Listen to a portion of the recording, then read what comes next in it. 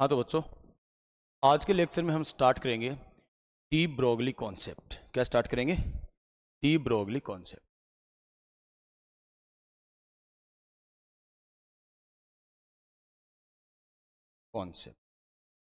तो बेटा de Broglie ने क्या कहा है कि मैटर की जो नेचर होती है वो ड्यूल नेचर होती है।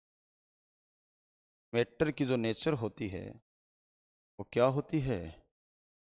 ड्यूल नेचर होती है। बस ये एक बात याद रखो, यानी कि पार्टिकल नेचर भी होती है, पार्टिकल नेचर भी होती है, और क्या होती है बेटा? वेव नेचर भी होती है। मैटर की नेचर कितने टाइप की होती है? मान लो कोई पार्टिकल है, स्मॉल पार्टिकल है ना, माइक्रोस्कोपिक पार्टिकल है, इलेक्ट्रॉन मान लो, तो इलेक्ट्रॉन पार्टिकल जैसा भी है और वेव जैसा भी है। ये किसने बताया है? डी ब्रोगली ने बताया। तो बस ये एक बात याद रखना, डी ब्रोगली ने क्या बताया है? मैटर की नेचर को पार्टिकल नेचर और वेव नेचर। ठीक है, तो निकाले कैसे देख लो। अब आप बताओ आइंस्टीन की एनर्जी क्या होती है? E is equal M C square होती है कि नहीं होती बेटा? होती है। अब आप बताओ प्लांक क्वांटम थ्योरी में अपनी एनर्जी क्या आई थी? E is equal H C upon lambda. तो बेटा दोनों एनर्जी को इक्वल कर दो, तो M C square is equal H C upon lambda. बेटा सी से सी कट गया, लेमडा को इधर ले आओ, lambda is equal H upon M C. हुआ कि नहीं हुआ? सीधा सीधा है, ये लो।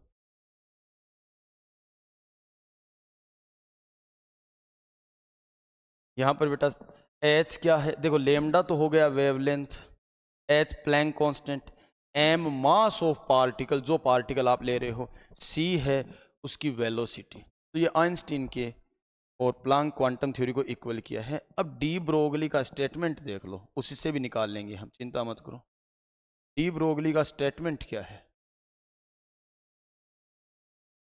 स्टेटमेंट क्या है बेटा? डी ब्रोगली ने ये कहा है कि wavelength is inversely proportional to momentum. कि वेवलेंथ जो होता है बेटा वो मोमेंटम के क्या होता है? इनवर्सली प्रोपोर्शनल होता है। तो बेटा मोमेंटम क्या होता है? मास इनटू वेलोसिटी, यानी कि लेमडा प्रोपोर्शनल हो गया 1 अपॉन मास इनटू वेलोसिटी। बेटा प्रोपोर्शनलिटी का साइन हटाओगे तो कांस्टेंट आएगा कि नहीं आएगा? H upon M V. देखो बातें तो दोनों एक ही है, तो प्रोपोर्शनलिटी का साइन हटाओगे तो कांस्टेंट आ गया। एच आपका प्लैंक कांस्टेंट है, एम मास है और वी है वेलोसिटी, तो सेम टू सेम ही तो है दोनों बातें। तो ये बात कही है डी ब्रोगली। ठीक है, तो इससे रिलेटेड कुछ क्वेश्चन करते हैं, उसके बाद और फॉर्मूले आएंगे, तो वो उन फॉर्मूलों से बच्चों क्वेश्चंस बनते हैं। तो देखो क्वेश्चन ये है, ए बॉल जिसका वजन कितना है बेटा? मास दे रहा हूं मैं 50 ग्राम। बॉल मूव विद 1 किलोमीटर पर सेकेंड। एक बॉल है जिसका वजन 50 ग्राम है, वो इतने से मूव हो रही है। Find de Broglie wavelength. तो डी ब्रोगली वेवलेंथ आपको फाइंड करना है, तो सीधा सा ऐसा यूनिट ले लो। तो बेटा मास आप 50 ग्राम नहीं ले सकते, क्यों? ऐसा यूनिट यानी किलोग्राम में लेना है, तो ग्राम को किलोग्राम में चेंज करते हैं ना बेटा, तो 1000 से डिवाइड करते हैं, यानी कि 50 इंटू 10⁻³ kg, यानी कि 5 इंटू 10⁻²kg। ये लो, समझ गए? और वेलोसिटी, तो बेटा वेलोसिटी 1 किलोमीटर, किलोमीटर नहीं ले सकते, मीटर में लेना पड़ेगा।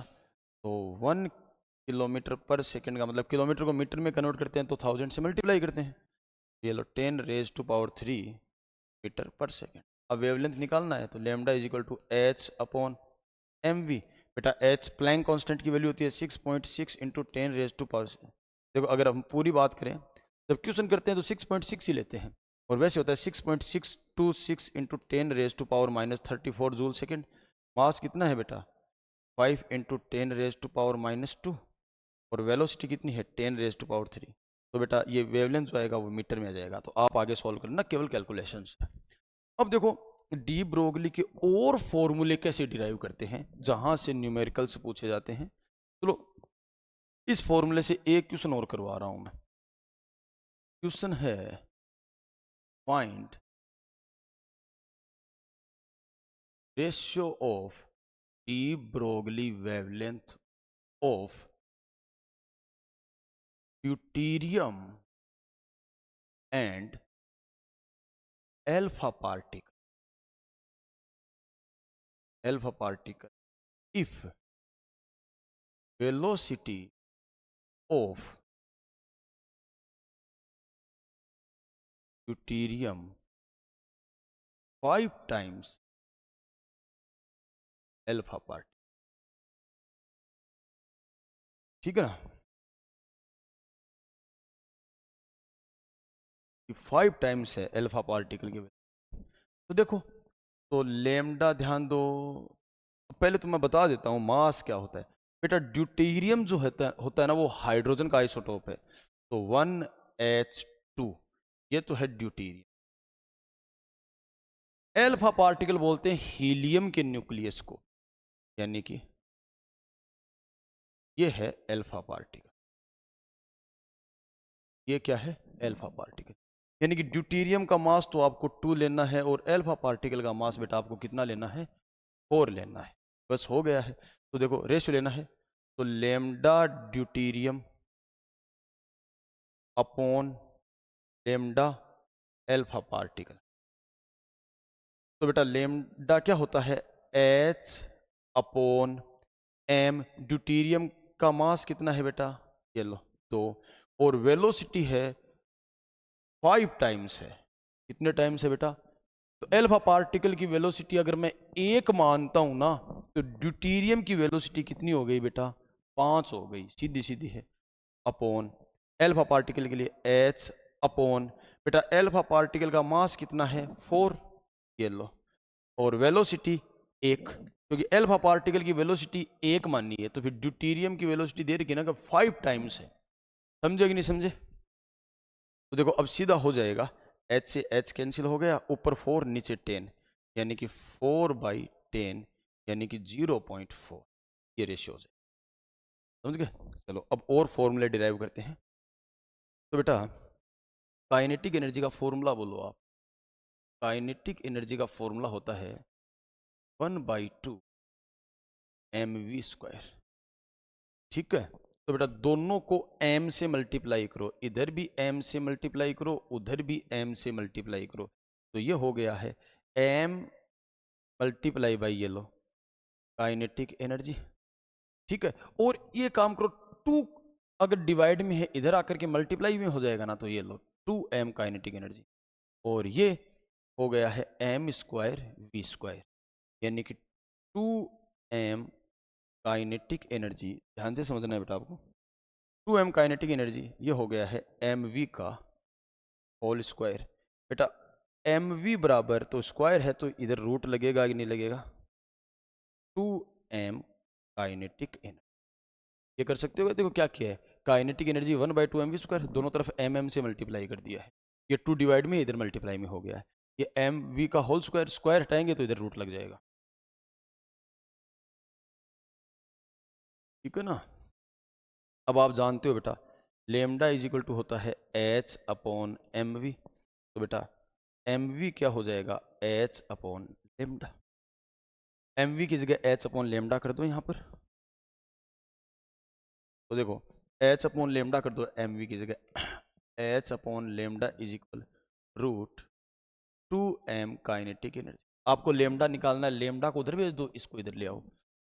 लेमडा इज इक्वल हो गया H upon √2m kinetic energy. एक ये फॉर्मूला। ठीक है? तो ये फॉर्मूला आपको याद रखना है। एक बेटा बोर की पोस्टुलेट से, तो फ्रॉम बोर पोस्टुलेट तो बोर मॉडल मैंने पढ़ा दिया है। तो बेटा वो होता है mvr = nh/2 पाई। तो 2 पाई इधर, mv इधर, तो 2 पाई r = n ध्यान देना mv। बेटा h/mv को आप लेमडा लिख सकते हो। 2 पाई r = n लेमडा, एक ये फॉर्मूला है। ठीक है, नेक्स्ट।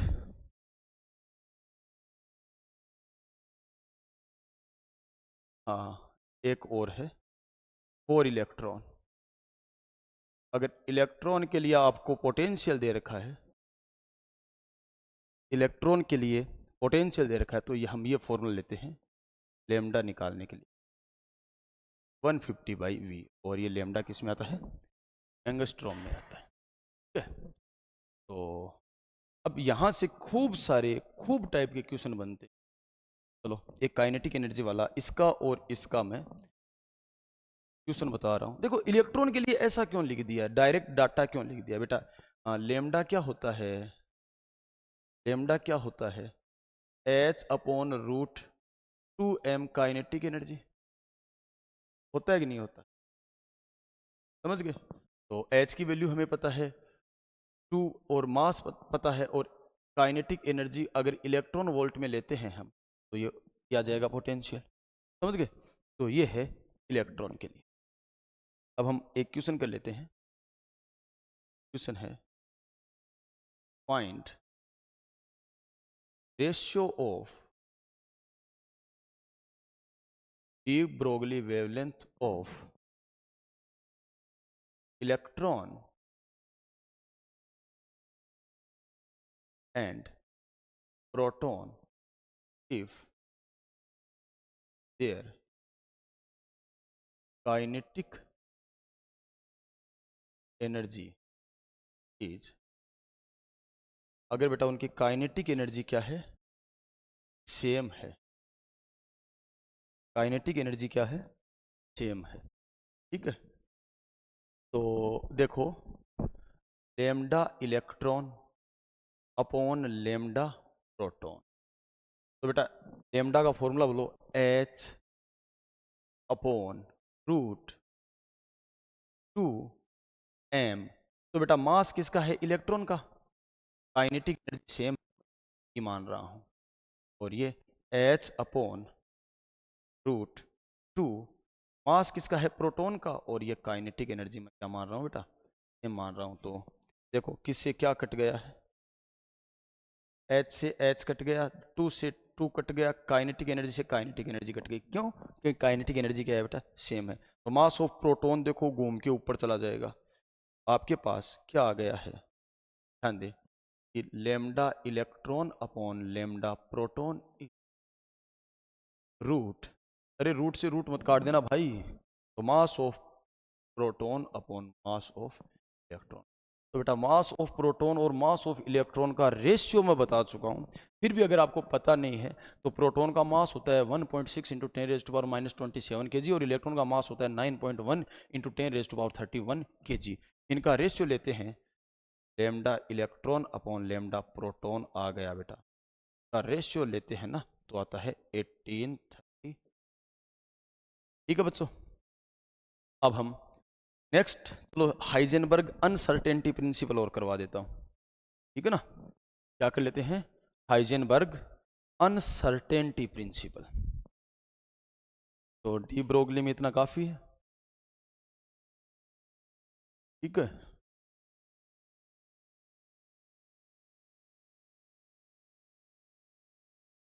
अब हम बात कर रहे हैं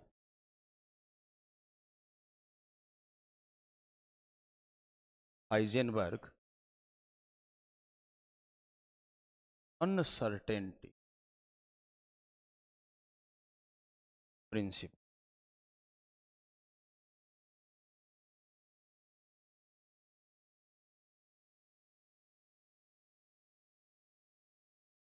देखो, हाइजेनबर्ग ने क्या कहा है कि इलेक्ट्रॉन की एक ही टाइम में पोजीशन का पता लगाना और उसके मोमेंटम का पता लगाना इम्पॉसिबल है। बस ये याद रखो। हाइजेनबर्ग ने क्या कहा है कि इलेक्ट्रॉन का एक टाइम में पोजीशन और उसकी वेलोसिटी, बेटा मोमेंटम होता है मास इनटू वेलोसिटी, बेटा मास तो फिक्स है तो वेलोसिटी, एक ही टाइम में मोमेंटम मान लो या वेलोसिटी मान लो और उसकी पोजीशन का पता लगाना इम्पॉसिबल है। बस ये एक स्टेटमेंट याद रखें, सभी बच्चे ध्यान दें। हाँ, ने क्या कहा है, it is impossible to calculate exact position and momentum of electron at a time. देखो नाम ही अनसर्टेनिटी है, ठीक है। तो इसका फॉर्मूला डायरेक्ट याद रखना है बेटा आपको। डेल्टा एक्स पोजीशन में अनसर्टेनिटी, डेल्टा पी मोमेंटम में अनसर्टेनिटी, ठीक है, इज ग्रेटर देन और इक्वल एच अप, ये लो केवल ये फॉर्मूला। अब बेटा आप जानते हो डेल्टा पी, देखो डेल्टा का मतलब होता है चेंज होना, तो बेटा मोमेंटम होता है मास इनटू वेलोसिटी, तो मास तो चेंज होगा नहीं, वेलोसिटी चेंज होगी, तो आप इसकी जगह लिख सकते हो एम डेल्टा वी। तो ये वाली वैल्यू रखो, तो डेल्टा एक्स और डेल्टा वी, बेटा मास आएगा वो नीचे आ जाएगा ना, इज ग्रेटर देन और इक्वल एच अपॉन 4 पाई, ये फॉर्मूला याद रखो, ठीक है। पोजीशन में अनसर्टेनिटी और वेलोसिटी, बेटा वेलोसिटी है तो मीटर पर सेकंड होगा, और पोजीशन का मतलब इलेक्ट्रॉन यहां है यहां आ गया है, तो डिस्टेंस है ना, तो पोजीशन में अनसर्टेनिटी की यूनिट हो जाएगी मीटर। तो इसको आप ऐसे भी लिख सकते हो बेटा, डेल्टा एक्स और delta v is greater than और equal h cut upon 2m। बेटा एच कट है ना, एच बार भी बोलते हैं इसे, ये होता है एच अपॉन 2 पाई। चलो इस पर एक क्वेश्चन करवा देता हूँ आपको मैं, हाइजेनबर्ग पर, सिंपल सा है, बस ये याद रखो और कुछ नहीं। और क्वेश्चन किस टाइप से बनता है वो देख लो। क्वेश्चन है इफ, अच्छा ये बताया नहीं ना मैंने, ये क्या क्या है बेटा, डेल्टा एक्स जो है ना वो है uncertainty in position, delta we क्या है, अनसर्टेनिटी इन वेलोसिटी, ठीक है। एच आप जानते ही हो प्लांक कांस्टेंट है,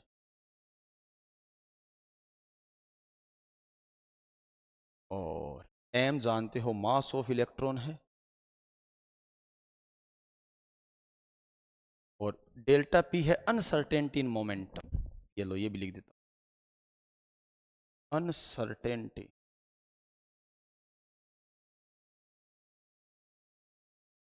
मोमेंट, ये लो। अब मान लो क्वेश्चन आपको करना हो, if uncertainty in position of electron is, है ना, पोजीशन की जगह मान लो वेलोसिटी दे दिया है, velocity of electron is 100 metre पर second, then find uncertainty, position में अनसर्टेनिटी आपको फाइंड करनी, ठीक है। तो डेल्टा एक्स इज इक्वल क्या हो जाए, अब बेटा जब क्वेश्चन करो ना तो आपको इक्वली लेना है, तो डेल्टा एक्स आपको पोजीशन में अनसर्टेनिटी निकालने, तो डेल्टा वी नीचे आ जाएगा ना, देखो ये डेल्टा वी नीचे आ जाएगा, delta X is equal to H upon 4 pi m और delta V, delta X H की वैल्यू 626 इंटू 10⁻⁻34। 4 पाई की वैल्यू 3.14 ले लो। m इलेक्ट्रॉन का 9.1 इंटू 10⁻⁻31 और वेलोसिटी कितनी है 100। और ये बेटा आप इसे सोल्व कर लेना, ये मीटर में आ जाएगा। ओके, अब हम नेक्स्ट लेक्चर में बेटा क्वांटम नंबर से स्टार्ट करेंगे। ठीक है, पढ़ते रहिए, आगे बढ़ते रहिए।